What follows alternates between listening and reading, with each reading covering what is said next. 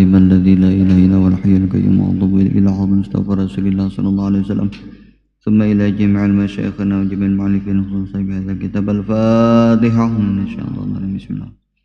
الحمد لله رب العالمين الرحمن الرحيم مالك يوم الدين إياك نعبد وإياك نستعين اهدنا الصراط المستقيم صراط الذين أنعمت عليهم غير المغضوب عليهم ولا الضالين آمين.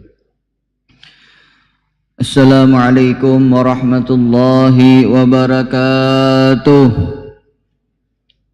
Bismillahirrahmanirrahim. Alhamdulillahilladzi hadana lihadza wa ma kunna linahtadiya laula an hadanallah.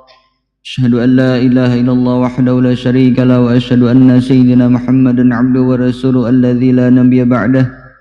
Allahumma salli wa sallim ala sayyidina Muhammadin miftahi babi rahmatillah adada ma fa'amillah salatan wa salaman daimaini bidawami mulkillah wa ala alihi wa sahbihi wa man wala amma ba'd.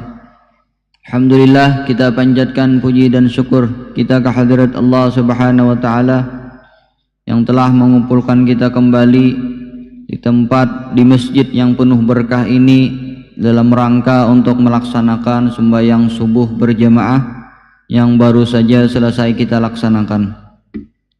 Walaupun pada pagi hari ini ada sedikit kendala, yaitu tak dingin pada biasanya, karena menjelang imsak tadi jam tengah 5-an hampir hujan kan harinya. Jadi ulun mudahan jangan sampai parak subuh. Namunnya tatarusan hujan, ulun jangan kehujanan di jalan. Nah, maka jauh. Tapi alhamdulillah hujannya ampih tadi di jalan. Cuman walaupun hujannya ampih, dinginnya tetap ada. Nah, jadi tetap kedinginan di jalan. Cuman gak ada apa-apa. Walaupun lebih dingin daripada biasanya, maka pahalanya lebih ganda. Kata Nabi kepada istri beliau Sayyidah Aisyah, ajruki biqadri nasabiki, pahala engkau tergantung seberapa besar lapahnya engkau. Jadi semakin besar lapahnya kita di dalam melaksanakan ibadah, semakin besar tantangannya, maka pahalanya lebih besar juga. Tinggal kita berharap kepada Allah subhanahu wa ta'ala, mudah-mudahan segala amal ibadah kita diterima oleh Allah subhanahu wa ta'ala. Amin amin ya rabbal alamin. Hadirin hadirat yang dirahmati oleh Allah subhanahu wa ta'ala, untuk menambah pahala kita berada di masjid ini, marilah kita bersama-sama berniat i'tikaf. Bagi yang belum berniat i'tikaf, dengan niat nawaitu an atakifa fi hadzal masjidi sunnatan lillahi ta'ala, sehingga aku beriktikaf pada ini masjid sunat karena Allah ta'ala. Dengan kita berniat i'tikaf, maka selama kita berada di masjid ini, maka kita akan diberi pahala beriktikaf. Nah, belum lagi kita saat ini bagaimana bertahan di masjid ini, mungkin kita sampai matahari terbit. Kata Nabi sallallahu alaihi wasallam, man shalla subha fi jama'atin thumma qada yadhkurullah ta'ala hatta tatlu'a syamsu thumma yusalli rak'atain kanat ka ajri hajjatin wa umratin tamatan atau kama qala sallallahu alaihi wasallam.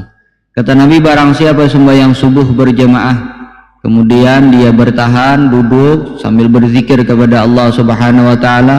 Kita tadi sudah berzikir, baca wirid, kemudian kita berdoa, dan termasuk saat ini kita bertahan di sini mendengarkan pengajian agama juga termasuk berzikir. Karena kata para ulama, yang dimaksud zikir pada hadis itu tadi bukan sekadar bacaan saja, tapi apa saja yang kita lakukan dapat pahala, mayusabu ala fa'ilihi, itu juga termasuk zikir. Jadi kita bertahan sambil berzikir sampai nantinya matahari terbit, lalu dilanjutkan dengan sembahyang 2 rakaat. Maka itu pahalanya sama seperti melaksanakan haji dan umrah, kata Nabi. Sempurna. Sembahyang apa 2 rakaat? Nah, menurut ulama-ulama tasawuf seperti Imam Ghazali, sembahyang 2 rakaat itulah ialah sembahyang sunat isyraq. Nah, cuman menurut para fuqaha, kata para fuqaha yang mu'tamad bukan sembahyang isyraq. Karena menurut para ulama fuqaha, sembahyang sunat isyraq itu ada yang ada sembahyang sunat duha. Nah, jadi yang ada sembahyang sunat duha aja. Jadi bagi kita terserah aja hendak niatnya sembahyang sunat isyraq kah. Ulama-ulama tasawuf seperti Imam Ghazali dan sebagian ulama fikih pun mengatakan ada juga sembahyang sunat isyraq, maka bisa juga sembahyang sunat duha. Nah, itu pahalanya sama seperti berhaji dan berumrah, kata Nabi. cuman yang sama tuh pahalanya aja. Artinya kita dapat pahala seperti orang berhaji, seperti orang berumrah.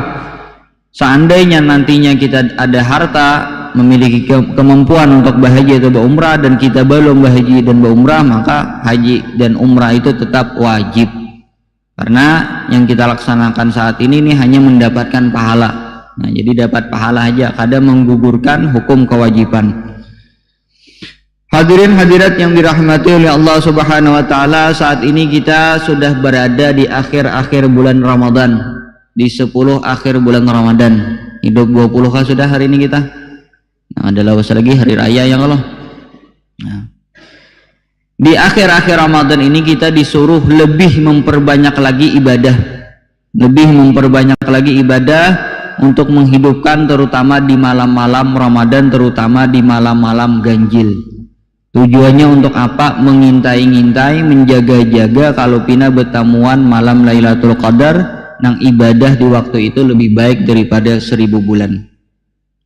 Sayyidah Aisyah radhiyallahu anha, beliau berkata, kata beliau, kana Rasulullah sallallahu alaihi wasallam idza dakhala al-ashr al-awakhir min Ramadan ahya al-laila wa ayqaza ahlahu wa jadda wa shadda al-mi'zar. Kata Aisyah menceritakan tentang keadaan Nabi di akhir-akhir Ramadan ini. Kata Aisyah, Nabi sallallahu alaihi wasallam itu apabila sudah masuk 10 akhir bulan Ramadan, beliau selalu menghidupkan malam-malam akhir 10 akhir itu. Jadi Nabi Muhammad sallallahu alaihi wasallam itu di luar daripada bulan Ramadan, Nabi Muhammad sudah luar biasa beribadah di malam hari. Bahkan sampai kata Aisyah sendiri, sampai batis Nabi itu bangkak, sampai batis Nabi itu pacah-pacah gara-gara beribadah malam. Ini di luar daripada bulan Ramadan. Di dalam bulan Ramadan, kata Aisyah, karena Rasulullah SAW ijtihada fi Ramadan ma la yajtahid fi ghairihi. Nabi itu bersungguh-sungguh memperbanyak ibadah di bulan Ramadan melebihi daripada bulan-bulan selain daripada bulan Ramadan. Jadi di luar Ramadan Nabi sudah luar biasa ibadahnya, apalagi di bulan Ramadan nih Nabi tambah lagi, Nabi perbanyak lagi. Dan lebih Nabi perbanyak lagi ibadah di bulan Ramadan ini, di 10 akhir bulan Ramadan ini. Ini banyak benar ibadah Nabi. Kata Aisyah tadi kan, idza dakhala asyral awakhir min Ramadan ahya laila wa ayqaza ahlahu. Dan Nabi membangunkan, menggarak istri-istri sidin, diajak untuk sembahyang malam, untuk menghidupkan malam-malam bulan Ramadan. Jadi ini sunnah, menggarak bini itu sunnah. Dan orang yang menggarak bininya tengah malam bangun lalu menggarak bininya, tapi niat tujuan menggarak itu mengajak untuk beribadah. Ini didoakan oleh Nabi Muhammad SAW.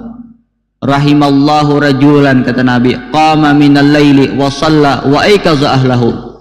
Semoga Allah Ta'ala merahmati seorang laki-laki, dia bangun daripada malam hari untuk melaksanakan sembahyang dan dia menggarak istrinya. Ini Nabi mendoakan rahimallah, semoga Allah Ta'ala merahmati. Jadi hendak tak masuk di dalam doa Nabi ini, maka amalkan ini. Kenapa? Bangun malam aja untuk beribadah, apa ngarannya, garak bini, ajak bini juga untuk beribadah. Jadi tujuannya menggarak bini yang dapat pahala, dapat doa Nabi tadi apabila untuk mengajak ibadah. Ada tujuan yang lain. Nyenang sudah berbini ini mau juga menggarak bini, tapi tujuannya hendak bertambur, hendak bukalahi, biasa seranjang. Nah ini kada termasuk di dalam doa Nabi di dalam hadis tadi. Maksud Nabi nang rahimallahu imra'an tadi apabila mengajak istrinya untuk beribadah. Fa in abad, kata Nabi, jikalau istri itu kada akan bangun, nadhaha fi wajhiha al-ma'a, maka dikipikakan banyu sedikit, nah supaya mau terbangunan. Untuk perempuan pang sama, Rasulullah juga mendoakan perempuan yang bangun di malam hari yang tujuannya untuk beribadah sembahyang malam dan dia menggarak suaminya. Nah jadi sama bibinya, namunnya bangun tengah malam, malam-malam lalu menggarak suaminya untuk diajak beribadah. Ini juga didoakan oleh Nabi. Rahimallahu imra'atan qamat minal laili wa sallat wa ayqazat ahlaha, kata Nabi. Wa ayqazat zaujaha, dan menggarakkan, membangunkan suaminya. Dan sama, fa'in aba, kata Nabi, jikalau suami kada akan bangun, nadhahat fi wajhihi al-ma'a. Nah sama aja, percikakan dia banyu. Nah, percikakan banyu di muhanya supaya nang lagi hakun bangun. Nah jadi lelakian mungkin bini ada sedikit basah-basah tuh jangan sarek. Nah, bini pian tuh bisa mengamalkan sunnah Nabi. Hadirin hadirat yang dirahmati oleh Allah Subhanahu wa taala, dan hadis itu tadi kata para ulama bukan hanya menunjukkan keutamaan bangun malam, tapi hadis itu tadi secara tidak langsung kata Imam Ghazali juga menunjukkan keutamaan kawin. Nah, jadi ini bagi perhatian bagi orang-orang yang belum kawin atau nang janda atau nang sudah berpisah dengan istrinya misalkan saat ini sendirian. Hadis itu juga menjadi targhib, motivasi, anjuran untuk memiliki istri atau memiliki pasangan. Soalnya kita tidak akan bisa mengamalkan menggerak istri tadi kan, amun istri aja gak ada atau menggerak suami, amun suami aja gak ada. Jadi kata Imam Ghazali, hadis-hadis yang seperti ini secara tidak langsung juga menunjukkan tentang keutamaan memiliki pasangan. Bagi laki-laki memiliki istri, bagi si perempuan memiliki suami. Hadirin hadirat yang dirahmati oleh Allah Subhanahu wa taala, kita kembali sebagaimana jadwal ulun membahas masalah fikih muamalah. Jadi kita kembali pada pagi hari ini melanjutkan pembahasan masalah fikih muamalah. Kita masih membahas masalah tentang hutang piutang. Sebelumnya sudah kita ketahui bahwasanya hutang piutang ini ada memiliki 4 rukun. Yang pertama ada orang nang berhutang, yang kedua ada orang nang dihutangi, yang ketiga ada barang nang dihutangakan, yang keempat adanya sigat. Nah, masing-masing daripada rukun-rukun hutang piutang ini ada memiliki syarat yang harus dipenuhi agar hutang piutangnya sah. Adapun syarat orang yang menghutangi dahulu, di antara syaratnya ialah orang itu boleh menghutangi tidak dipaksa dan ahli tabarru.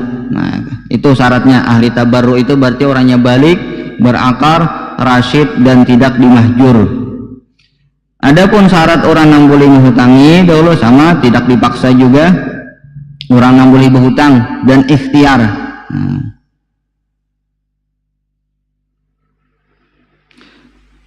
Ini ulun kada ingat ya nih sampai mana batasannya. Jadi kada ingat karena ulun kuliah subuh selama Ramadan ini nang libur itu semalaman hanya dalam seminggu itu.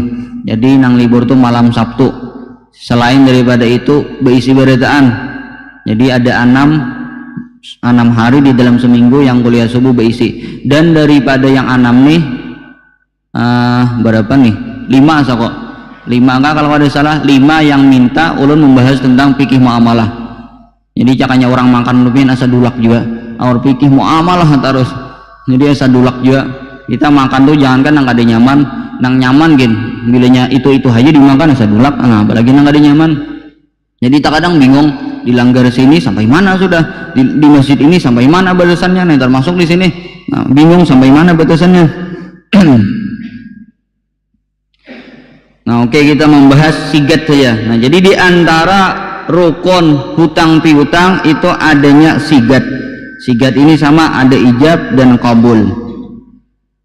Dan sigat ini pun ada yang namanya sarih, ada yang namanya kinayah. Sarih itu kayak apa? Sarih itu kata-katanya jelas, tanpa perlu niat pun hutang piutang sah.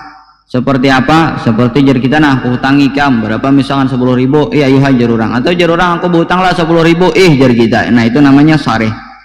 Ada hutang piutang itu kinayah. Kayak apa contohnya kinayah? Nah, jar kita tuh ambil duit itu bawa hajar ulun, ayo hajar pian. Nah, itu kan ulun menyuruh ambil. Kata-kata ambil itu ada mengandung beberapa kemungkinan. Bisa ulun memberi, bisa juga ulun menghutangi. Sehingga untuk menentukan apakah ini hadiah, sedekah atau hutang piutang itu perlu adanya niat. Jadi jeron ketika itu ambil hak bawa hak, atau nih jeron pakai hak duit nih, atau jeron masaki hak baris nih, pian masaki, pian bawa duit tadi. Nah, itu sigat juga ngarannya. Kata-kata menyuruh membawa mengambil tadi, tapi itu kinayah. Hanya jadi hutang piutang apabila ulun ada niat menghutangi. Amun baris tadi bisa ulun memberi, bisa ulun menghutangi, bisa juga menjuali. Jadi tergantung niat ulun. Nah, ini dan bagi pian yang menerima duit itu tadi, menerima baras atau lain-lainnya, nah itu perlu ditakuni supaya jelas. Nah, apa nih toh duit nih menyuruh membawa, memberi kah menghutangi kah? Atau baras tadi, apa nih menyuruh membawa, memberi kah menghutangi kah menjuali kah? Kalau pinapian orang mangiran apa diberi diunjukin aja orang duit 1 juta bawa pian bawa pina musik tukarakan ini pas barak hari raya aja nukar baju hanyar gesan seorang gesan anak gesan bini. Oh sayangnya sebulan kemudian menagih mana aja bayar hutang ikam semalam jar hutang namana nang 1 juta dahulu ada aku beri sebelum hari raya.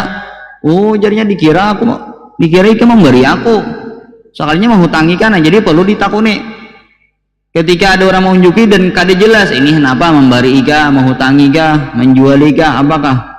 Dan yang menentukan itu ialah orang yang menyerahkan tadi, orang yang mengunjuk duit mengunjuk baras. Karena orang yang paling tahu tujuan dibalik inya melakukan sesuatu itu ialah dirinya sendiri. Orang yang paling tahu niat apa maksud daripada ambil bawa baras ini, ambil duit ini. Orang yang paling tahu tujuannya itu untuk apa memberi iga, menghutangi iga, menjual iga itu adalah inya sendiri. Kalau kaidah di dalam fikih itu kaidah fikih ada ngarnya maqasidul lafzi ala niyatil lafis. Tujuan daripada lapas itu tergantung niat orang mau ucapkannya. Jadi apa niatnya? Bila niatnya menghutangi, nah hanya resah menghutangi. Jadi lapas kinayah ini hanya resah apabila ada niatnya. Baik itu masalah jual beli kah atau masalah hutang piutang kah, demikian juga masalah misalkan masalah talak. Jadi ini termasuk niat itu pian termasuk hadis innamal a'malu binniyat. Kata Imam Sayuti, kata Imam Syafi'i, hadis innamal a'malu binniyat ini masuk di dalam lebih 70 bab pak ilmu. Di dalam wudu ada niat, di dalam sembahyang ada niat, di dalam tayamum ada niat. Habis itu pindah di dalam zakat, di dalam puasa, di dalam haji, semuanya ada niat. Bahkan di dalam muamalah ada niat, di dalam talak ada niat, di dalam nikah, angkat nikah ada niat. Jadi makanya Pak kata para ulama apa hadis innamal a'malu binniyat itu sulusul ilmi, sepertiga ilmu, karena mencakup di berbagai macam masalah. Nah termasuk masalah hutang piutang ini ada juga berkaitan masalah niat, yaitu ketika kita menghutangi orang lalu memakai kata-kata kinayah. Arti kinayah ini kada jelas, ada beberapa kemungkinan. Nah jar kita ambil hak, nah bawa hak, nah pakai hak, nah makan hak, nah itu memberi iga, menghutangi iga, menjual iga. Tadi jelaskan. Nah yang menentukan apa ngarannya itu apakah hutang, itu apakah sedekah, itu apakah menjual, itu inya sendiri. Makanya nantinya ketika misalkan ada perselisihan jar ulon, jar orang nama mengunjuki duit atau mengunjuki baras, misalkan itu hutang, jar pian kukira semalam memberi, itu yang dibenarkan ialah apa ngarannya ulon yang menentukan. Apa itu niat ke semalam apakah niatnya apakah menjuali, apakah memberi atau menghutangi. Karena orang yang paling tahu jar ulun tadi tentang tujuan dibalik ucapannya ialah orang yang mengucapkan itu sendiri. Nah jadi itu rukun hutang diantaranya ialah sigat, dan sigat tadi ada yang namanya sharih, ada yang namanya kinayah. Cuman menurut sebagian ulama hutang piutang ini kada perlu adanya sigat. Jadi tanpa adanya sigat sah saja hutang piutang. Nah ini mungkin aja terjadi ketika kita mengambil sesuatu misalkan karena kita sudah patuh lawan ampun barang, karena sudah kenal, jadi hendak berhutang sehari 2 hari atau berapa hari kada bapak kita ambil, kada bapak padahan misalkan kada ada sigat-sigatnya. Nah ini menurut pendapat ini sah saja hutang piutangnya, sudah duit yang dipakai itu halal saja sudah, karena kita tahu orang nang duit yang kita ambil untuk kita hutang tadi itu ridha aja, karena misalkan sudah kenal benar, sudah kawan benar, atau lawan bos kita jaga di toko misalkan. Biasanya kita bila nak belanja itu kan bisa ngeduit kan, jadi berhutang dahulu nang 5.000, 10.000, 20.000, dan bos pun sudah memasani kamu nak berhutang ambil aja. Jadi kita ambil aja, kada ada besi sigatan, kada ada sigatnya berhutang. Nah itu menurut pendapat ini hutang piutangnya sudah sah aja. Cuman yang jadi masalah itu amunnya kada ada sigat, kita kada tahu kalau pina mencuntan warai. Di dalam kaidah fikih itu pian ada namanya idraul hudud bisubuhat. Tulaklah kata Nabi, ini diambil daripada hadis Nabi kaidah ini. Tulaklah, hilangkanlah segala macam hukuman itu dengan kesubhatan. Jadi kan ketika ada orang mencuri sampai nisabnya, jadi mencuri ini ada juga nisabnya 1/4 dinar kalau ada salah, 1/4 dinar, 1 dinar itu hampir 4 gram emas. Segram berapa sekarang? Kalau 2,5 juta berarti 4 gram itu anggaplah 10 juta. Berarti seperempatnya anggaplah 2,5 juta. Jadi ketika orang mencuri 2,5 juta, kurang lebihnya itu sampai nisabnya itu berhak dipotong tangan. Cuman kata Nabi ketika ada kesyubhatan orang itu kada berhak dipotong tangan. Kenapa? Misalkan bisa aja nyebian bepadah ngambil duit misalkan 3 juta atau 5 juta. Ketahuan ampunnya, Nabi kam jangan mencuntan kah? Kada aja, aku tadi niatnya hendak berhutang. Nah dengan inya bepadah niat hendak berhutang walaupun berdusta, itu hukuman potong tangan tidak bisa dilaksanakan. Nah ini ngalihnya, amunnya kita katakan hutang piutang itu apa tadi? Kada perlu sigat. Tapi kalau kita buat pendapat yang mengatakan, dan itulah yang mau tamat, pendapat yang mengatakan hutang piutang perlu sigat. Nah itu kada kau balasan kau hendak berhutang am. Soalnya kenapa? Kada ada sigatnya. Kayak apa hendak bepadah hendak berhutang? Ketika ada pendapat yang mengatakan hutang piutang ada perlu sigat, ketika ada orang mengambil duit seseorang inya bepada berhutang itu kada kawa dipotong tangan. Idraul hudud bisubuhat kata Nabi. Dan itu pian pernah terjadi di zaman Nabi. Ja'a imra'atun min Juhainah kata Nabi. Ini hadis ini masyhur. Jadi datang seorang perempuan daripada suku Juhainah kata Nabi. Wahya hubla, dan dia sedang hamil. Mengaku hadapan Nabi, wahai Rasulullah, ulun sudah berzina. Jadi tolong laksanakan hukuman kepada ulun. Ini luar biasa kata para ulama, seorang perempuan ini nampaknya menyesali dosanya sampainya datang kepada Nabi minta untuk dihukum. Padahal menurut di dalam fikih kita kada wajib menyerahkan diri untuk dihukum, itu kada wajib. Amun membulikakan barang yang kita cuntan misalkan itu wajib, tapi menyerahkan diri misalkan kepada polisi untuk dihukum, nah ini kada wajib. Jadi perempuan ini saking semangatnya tobat, takutan benar lawan dosa, datang ke hadapan Nabi pernah berzina, mengaku pernah berzina. Lalu jar Nabi, mungkin barangkali ikam beregep aja kalau kada wahai Rasulullah ulun berzina juai. Mungkin jar Nabi ikam beciuman aja kalau kada wahai Rasulullah ulun berzina juai. Jar Nabi mungkin ikam nih apa ngaranya begulung-gulung betumpang awak aja sako kada wahai Rasulullah ulun berzina juai. Ini perempuan ini kada paham maksud Nabi napa. Apa ngaranya Nabi menyuruh datangkan kesyubhatan tentang pangkonnya zina sehingga hukuman had itu kada dilaksanakan. Tapi perempuan kada paham. Nah di situ banyak istimbat di dalam hadis itu faedah, diantaranya kita kada dianjurkan mengakui kesalahan kita yang tujuannya untuk dilaksanakan hukuman. Lain tadi jarulon nang kayak mabuk-mabukan kan ada hukumannya tuh dicambuk. Nah kita kada wajib mengaku lapor ke polisi, wahai polisi ulun apa semalam mabuk, nah silakan tangkap ulun. Nah itu kada dianjurkan. Nang wajib itu kalau kita maksiatnya kepada Allah, tobat langsung kepada Allah Ta'ala aja. Demikian juga Rasulullah sebenarnya dalam hadis tadi menganjurkan ya tadi hilangkan hukuman had itu dengan kesyubhatan. Jadi bepadah kada berzina sampai beragap aja misalkan sampai bercium aja ada, sehingga kada terlaksana yang namanya had hukuman. Dan perempuan tadi pernah kawin, jadi hukumannya dirajam. Dan di sini pian Islam ini dianggap orang sangat kejam.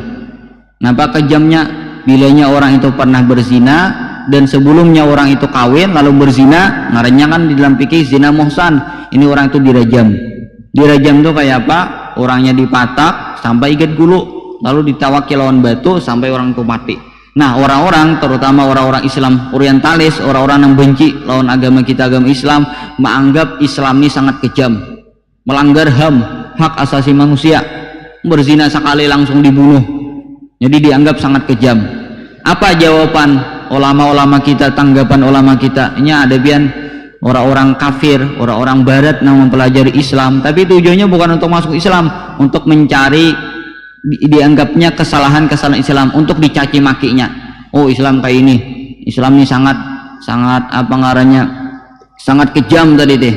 Nah lalu bagaimana tanggapan ulama-ulama kita? Jadi memang Islam ini sangat hukumannya sangat berat masalah orang yang berzina, seperti zina muhsan, pernah kawin lalu tiba-tiba berzina sampai dirajam sampai mati. Cuman di balik hukuman yang sangat berat itu Islam juga mendatangkan syarat-syarat yang sangat berat juga, yang hampir-hampir syarat itu tidak bisa terpenuhi. Kenapa syarat orang itu hanya dihukum gara-gara berzina? Harus mendatangkan 4 orang saksi laki-laki yang inya tuh melihat langsung. Kalau di dalam hadis itu seperti memasukkan bilah calak mata ke dalam calak matanya. Artinya apa? Melihat langsung, bukan hanya melihat lakian binian baragap atau barabah, tapi melihat kemaluan laki-laki dimasukkan ke dalam kemaluan perempuan, dilihat oleh 4 orang laki-laki langsung, dan itu hampir mustahil terjadi. Hampir mustahil terjadi. Ada orang berzina dilihat oleh 4 orang laki-laki, dan yang dilihat ini bukan sekadar ada laki-laki perempuan beragap misalkan atau berabah, tapi yang dilihat kemaluan laki-laki itu masuk di dalam kemaluan perempuan. Jadi walaupun hukuman Islam ini sangat kejam, sangat berat, tapi di samping itu Islam juga mendatangkan syarat yang sangat ketat, hampir-hampir tidak terpenuhi. Ayo, siapa ada kawa melihat laki-laki bibinian berzina misalkan, dan dilihat oleh 4 orang laki-laki langsung, kecuali orang itu berzina di tengah-tengah jalan, tengah-tengah timbuk, amun pacang di dalam rumah, palingan saigong berdua melihat. Seandainya melihat juga kada mungkin juga melihat keempat-empatnya tuh apa, melihat si kemaluan laki-laki itu masuk di kemaluan perempuan. Ketika kita melihat misalkan ada perempuan lawan laki-laki berzina, tapi kita seorangan aja melihat, kita sambat-sambat, nih si fulan dan si fulana berzina, si fulan dan si fulana berzina, ini ngarannya kita malah berhak dihukum kadzab. Kadzab itu apa? Kadzab itu kita menuduh orang lain berzina tapi kada terpenuhi cukup syarat, kada cukup 4 orang saksi. Meskipun yang kita lihat itu bujur, kita berhak dicambuk. Jadi hati-hati, ini banyak rajin bian. Bila ada kabar lalakian bibinian ada dituduh berzina, oh ada nama video, lalu kita share 4 juga. Padahal nama lihat seorangannya nang tukang video itu bang. Ada juga nang tumbur melihat, kadanya melihat nang berzinanya kada, sudah keluar pada WC misalkan, hanya kelihatan orang lain banyak melihat, kita padahal kan nih berzina nih di masjid atau berzina di hutan atau di mana. Nah itu kadzab tuh, hati-hati. Pian sama menuduh orang berzina dan pian berhak dicambuk walaupun pian bujur, apalagi salah. Kenapa mati kayak itu? Nah, Islam sangat menjaga aib perzinaan ini. Perzina ini sangat keji, jadi Islam sangat menjaga, kada hendak Islam mengungkai-ungkai perzinaan seseorang. Makanya bilanya ada yang melihat orang lain berzina tapi kada terpenuhi syarat, kada cukup 4 orang atau 4 orang juga tapi kada melihat secara langsung ada kemaluan laki-laki masuk di kemaluan perempuan, inya menyampaikan menyambat orang nih si fulan dengan si fulanah berzina, itu orang itu berhak dicambuk, namanya kadzab, haddul kadzab. Nah jadi hati-hati. Nah jadi di zaman Nabi pun kada terwujud, kada pernah terjadi ada seseorang yang berzina lalu dia dihukum gara-gara dilihat 4 orang saksi. Di zaman Nabi itu ada 2 orang yang berzina, 2 orang yang berzina yang dihukum oleh Nabi, tapi dua-duanya dengan ikrar, dengan pengakuannya seorang, bukan dengan adanya saksi atau adanya bukti. Karena hampir tidak ditemukan, hampir kada kawa membuktikan perzinaan dengan cara mendatangkan 4 orang saksi laki-laki yang melihat secara langsung. Namun melihat lewat video aja, kata para ulama saat ini kada kawa dijadikan bukti secara agama kan, untuk dihukum orang itu dicambuk misalkan atau dirajam karena yang berzina, ada buktinya ini rekaman CCTV ke apakah, nah itu kada kawa dijadikan bukti, harus 4 orang laki-laki yang jadi saksi. Kenapa? Karena kalau kamera aja itu bisa ditipu, diedit orang bisa aja, jadi bisa aja kada bujur kan. Nah sehingga kada kawa diterima, harus 4 orang saksi, dan ini susah, hampir kada terwujud ada 4 orang saksi. Nah kembali tadi, jadi tadi ada pendapat yang mengatakan bahwasanya hutang piutang itu kada perlu sigat tadi. Cuman pendapat ini jarulun bisa dipakaikan di dalam situasi seperti kita sudah kenal lawan ampun duit ini, seperti karyawan non bos sudah bepada juga yang hendak belanja dulu berhutang duit, ambil aja jar bos, jadi kita ambil berhutang kan, kada berpadahan, kada ada sigatnya nih. Nah itu halal aja menurut pendapat ini. Tapi jarun tadi kalau pendapat ini kita ikuti, banyak terjadi masalah kena orang ambil duit berpada aku anak berhutang aja, ada jadi kan dihukum secara Islam. Nah itu susahnya. Cuman memang pendapat yang mau tamatnya di dalam Fathul Muin itu misalkan, itu ialah hutang piutang tuh harus adanya sigat.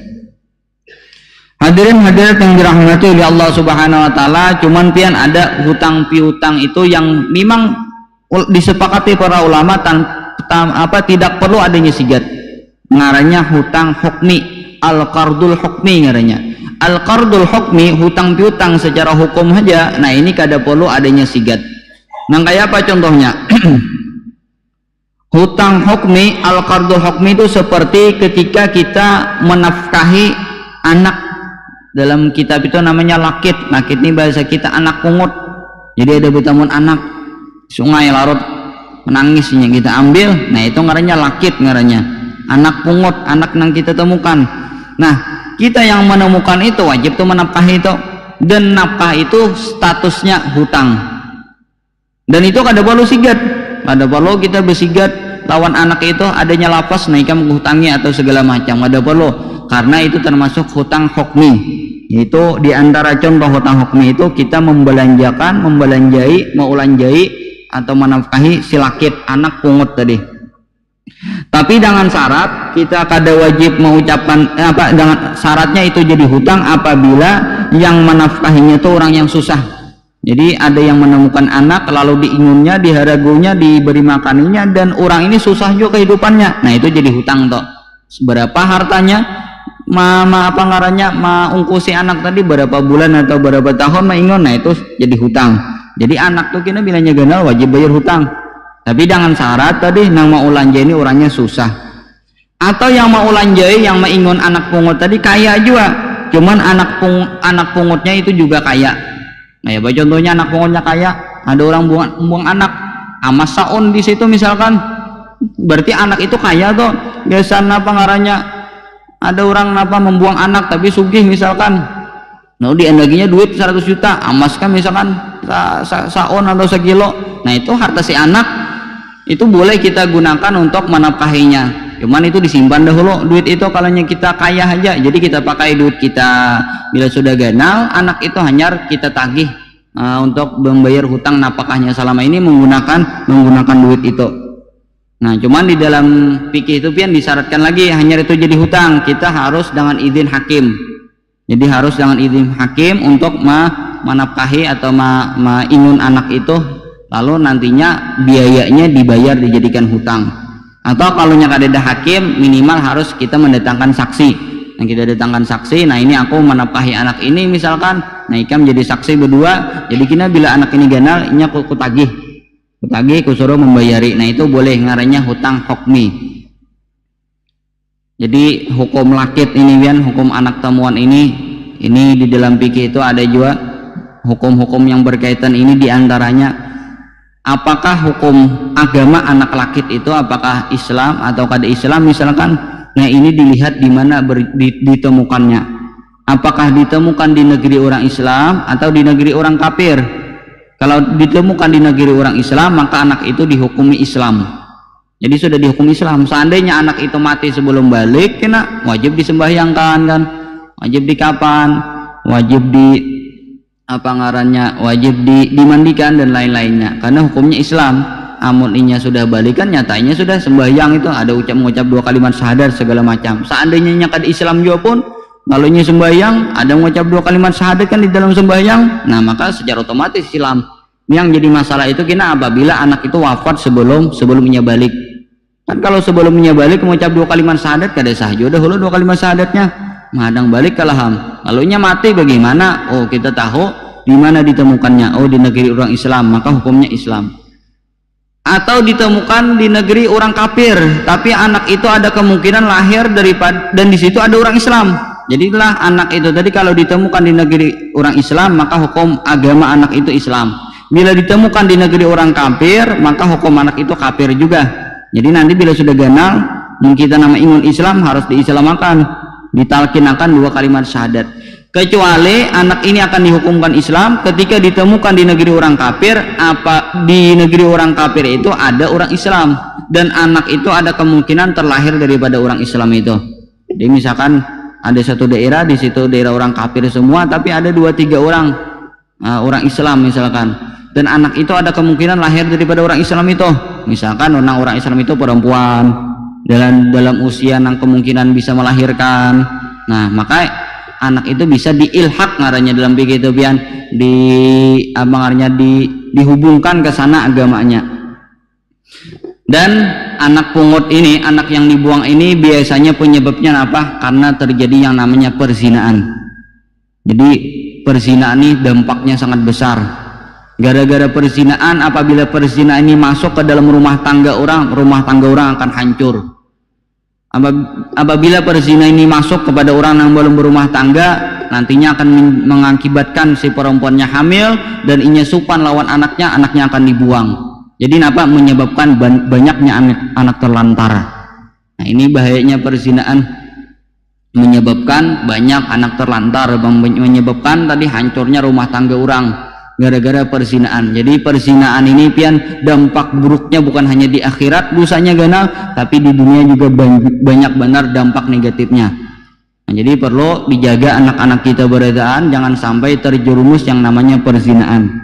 Kalau kita besi anak, entah anak kita lalakian, bibiniannya sudah katuju kawan-kawan atau berjalanan, ya bahasa kasarnya pacaran lah, itu pian takuni nak ikam napa anak kawin gak kok, bila anak kawin nyaman kawinakan, nyaman aman daripada perzinaan.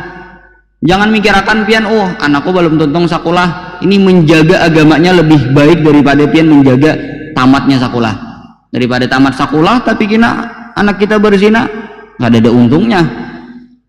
Apalagi bibinian nyamu sudah menyerahkan sekolah, batianan badanaknya ada sekolah lagi, coba sejaga-jaga anak nama tangan sekolahnya, anak kawin misalkan ada dikawinakan pas berzina, ujung-ujungnya dapat dosa berzina, sekolahnya kada tamat juga.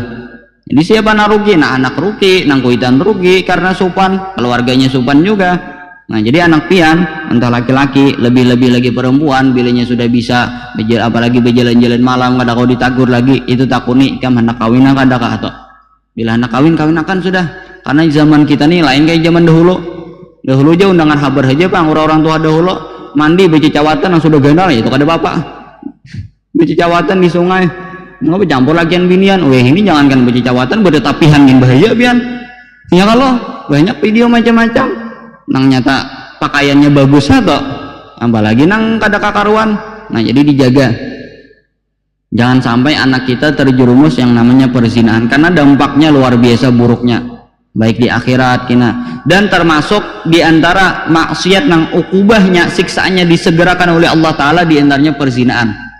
Jadi bilanya kita berzina itu kina anak keturunannya tuh ada tuh kina nang terjerumus ke dalam zina juga, karena termasuk maksiat nang dampak buruknya Allah segerakan bukannya di akhirat tapi di dunia.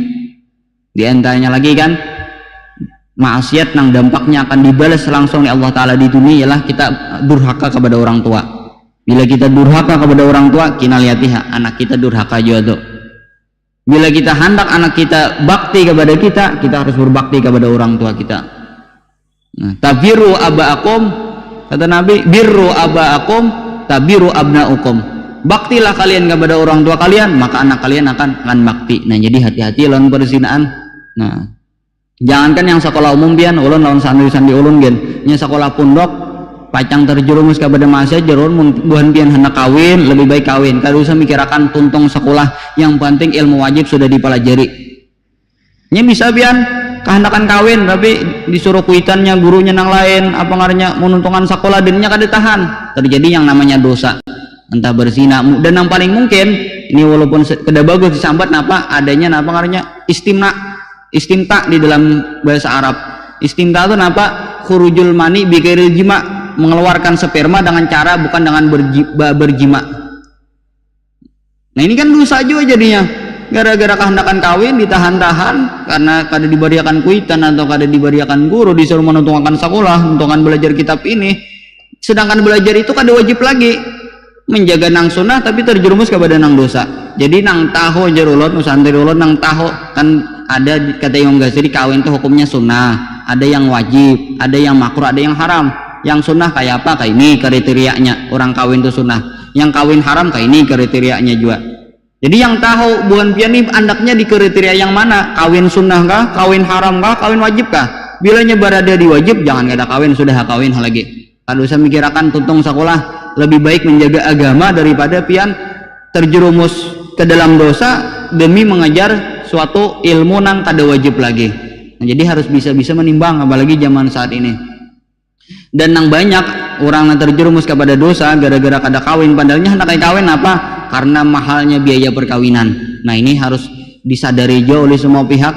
Perkawinan tuh mudah, apalagi pian datang ke KUA kawin gratis, yang ada asal nikah di KUA nya aja kawin gratis.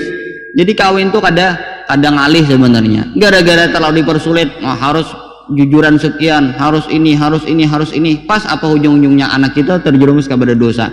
Nang anak bibi ini anaknya kawin tapi lawan pilihannya lalaki pilihannya kada berduit lagi, kada cukup duitnya, disuruh ini segala macam, sehingga apa yang terjadi pas berdua berzinanya siapa nang supan barataan jadinya supan. Jadi supaya terhindar anak kita daripada hal-hal yang tidak kita inginkan, ini harus dijaga anak kita. Kalau anak kawin jangan dilarang lagi nya kawin. Bila jarnya pun kada nak kawin mah nak sekolah, mau sekolah bujur-bujur tuh kada boleh lagi berpacaran, kada boleh lagi berjalanan, kada boleh lagi bakawan lakian nang sifatnya berlebihan. Bilanya masih aja baku kawinakan dok. Dan untuk mudahnya perkawinan tadi jangan disusah-susahkan. Nah sederhana aja, kada apa-apa sederhana. Yang paling berkah tuh jenabi yang murah maharnya. Jadi sederhana aja dan anak kita terjaga daripada yang namanya terjerumus ke dalam kemaksiatan zina.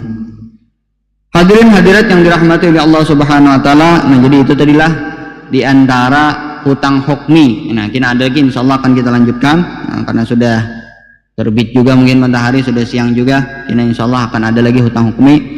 Cukup sampai di sini dahulu, mudah-mudahan ada manfaatnya bagi kita beritaan, mudah-mudahan kita kaum mengamalkan. Apabila ada salah kata, tingkah laku dan lain sebagainya, banyak-banyak mohon ampun dan mohon maaf. Mudah-mudahan segala dosa-dosa kita diampuni oleh Allah Subhanahu wa taala, dosa dua ibu bapa kita, dosa guru-guru kita, keluarga kita, jiran dan tetangga kita beritaan, dan mudah-mudahan kita diberikan Allah taala taufik sehingga bisa melaksanakan, bisa istiqamah meninggalkan kemaksiatan dan istiqamah melaksanakan ketaatan. Mudah-mudahan dipermudah segala urusan kita, dikabulkan segala hajat kita, diluaskan rezeki kita, dijauhkan daripada segala mara bahaya, dan mudah-mudahan kita berikan wafat dalam keadaan husnul khatimah ala hadhihi niyah wa kulli niyatin salihah ila hadratin Nabi Mustafa Rasulullah sallallahu alaihi wasallam. Al-Fatihah insyaallah. Bismillahirrahmanirrahim. Ar-Rahmanir-Rahim. Shiratal ladzina an'amta 'alaihim. Amin ya Allah ya Rabbal Alamin. Bismillahirrahmanirrahim. Alhamdulillah Rabbil Alamin. Allahumma salli wa sallim ala sayyidina Muhammad wa ala alihi wa sahbihi ajma'in. Allahumma anfa'na bima 'allamtana wa 'allimna ma yanfa'una wa zidna 'ilman wa hudan tawfiqan bi rahmatika ya arhamar rahimin. Sallallahu alaihi sayyidina Muhammad wa ala alihi wa sahbihi wasallam. Akhu da'wana alhamdulillah Rabbil Alamin. Inna Allah wa malaikatahu yusalluna 'alan nabi ya ayyuhalladzina amanu sallu